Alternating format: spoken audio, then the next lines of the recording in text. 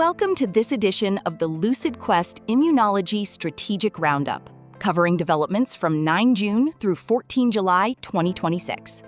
The defining story of this reporting period was the expansion of established immunology therapies into younger populations, simpler dosing schedules, additional diseases, and new markets. This reflects a broader shift in immunology competition. In mature treatment categories, value increasingly depends not only on mechanism, but on how broadly, conveniently, and confidently a therapy can be used. 4 themes stood out. The first theme was the widening of the pediatric treatment window in psoriasis and inflammatory bowel disease. U.S. approvals expanded risankizumab into pediatric plaque psoriasis and psoriatic arthritis, while roflumilast cream became available for plaque psoriasis in children as young as 2. The FDA also accepted the application for intravenous vedolizumab in pediatric ulcerative colitis and Crohn's disease. Strategically, earlier use may extend the competitive life of these therapies and build physician familiarity across a longer patient journey. However, uptake remains uncertain. Payer sequencing, cautious prescribing, and reliance on extrapolation or smaller pediatric evidence packages may limit adoption until real-world experience strengthens confidence.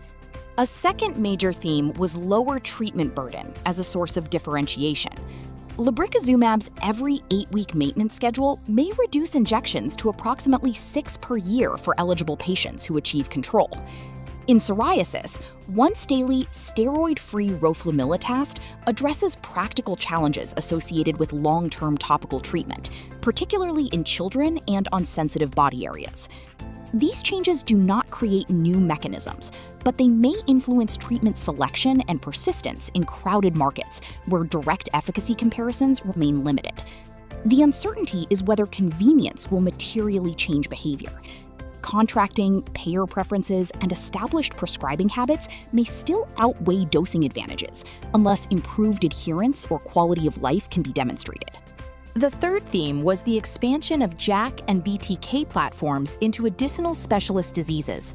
Upadacitinib moved closer to a European indication in severe alopecia areata, while rilzabrutinib gained approval in Japan for immune thrombocytopenia and continues development in other immune-mediated conditions. Broader indications may improve portfolio durability and create development and commercial leverage across multiple specialties. But regulatory breadth alone will not establish preferred positioning. Class safety perceptions, existing treatment options, and disease-specific prescribing patterns remain important constraints. The final theme involved focused evidence design and coordinated global regulatory sequencing. Modeling, extrapolation, extension studies, and targeted safety programs supported several of the period's label expansions. At the same time, companies advanced assets across the US, Europe, and Japan through deliberate submission strategies. This may improve development efficiency and accelerate market expansion.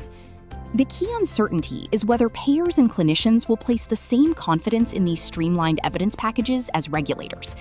Post-approval studies, registries, and real-world outcomes will therefore remain important. Looking ahead, we will be watching the FDA decision on pediatric vedolizumab, the European Commission's decision on upadacitinib in alopecia areata, and early use of extended lebrikizumab dosing. We will also monitor payer sequencing in pediatric psoriasis and further rilzabrutinib data across rare immune-mediated diseases. The key takeaway is that lifecycle expansion is becoming a central competitive capability in immunology. Broader labels and simpler treatment may increase asset value, but access, physician confidence, and real-world persistence will determine whether those gains meaningfully change market position. Thank you for joining this edition of the Lucid Quest Strategic Roundup. For more healthcare market intelligence and strategic analysis, visit www.lq